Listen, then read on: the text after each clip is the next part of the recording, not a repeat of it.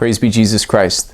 Starting this season of Advent, we end the liturgical year thinking about the second and ultimate coming of Christ. We had the great solemnity of Christ the King, and right after that we begin Advent. And we end the liturgical year looking towards the second coming of Christ. We begin the new liturgical year with Advent, remembering Christ's first coming, the incarnation 2,000 years ago, and then also looking forward with Advent hope to Christ's ultimate coming, his second coming. So there's this kind of unique continuity between the end of the liturgical year and the beginning of the new liturgical year with Advent.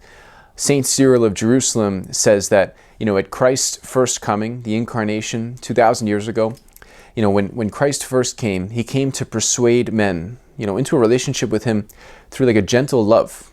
So Christ's first coming came to bring men into his kingdom, through gentle persuasion, through the gentle persuasion of love.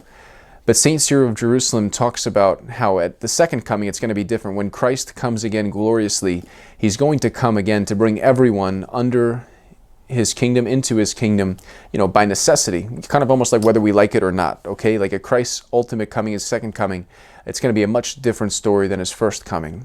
Christ at his first coming, judged by the powers of this world, ultimately leading him to death on the cross. At Christ's second coming, Christ will come again to judge the living and the dead, to judge the worldly powers by which he was judged himself.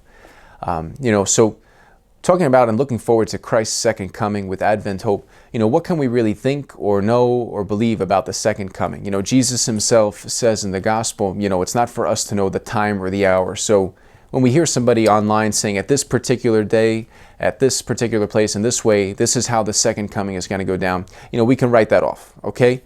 But at the same time, what can we know about the second coming? The Catechism of the Catholic Church, number 675, it talks about what must happen before the second coming. What must happen before the second coming? Namely, that there will be an ultimate final trial in the church, a trial of faith. A trial of faith. And one of the parts of this trial of faith is going to be an apostasy from the truth. An apostasy from the truth to really offer men and women a solution to all their problems.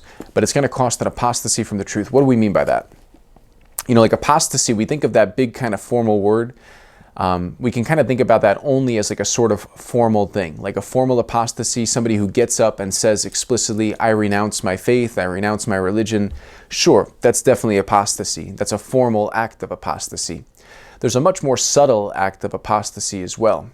An apostasy from the truth, drifting away from the divinely revealed truths given to us through Christ, by Christ and his church, drifting away subtly from those truths to kind of water things down so that it becomes palatable to the world, to kind of sell out, to be fake, if you will.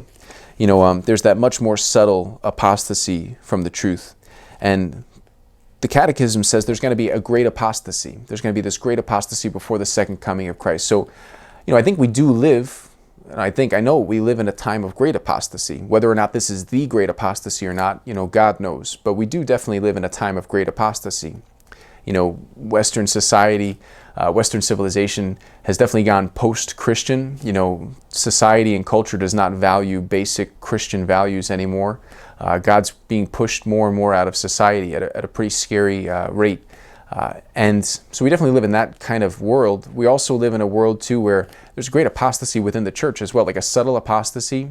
People in the church and even in the hierarchy who drift away casually from divinely revealed truth, about the most basic sort of things, the right to life and the sanctity of human life from conception to natural death, the casual drifting away of, the sanctity of marriage between one man and one woman, the drifting away of, the basic building block of society, reflection of the Holy Trinity, the human family, how the human family is under such attack these days. So in these basic ways, divinely revealed truth is coming under attack, and there's this much more subtle act of apostasy happening in the hearts and minds of many believers.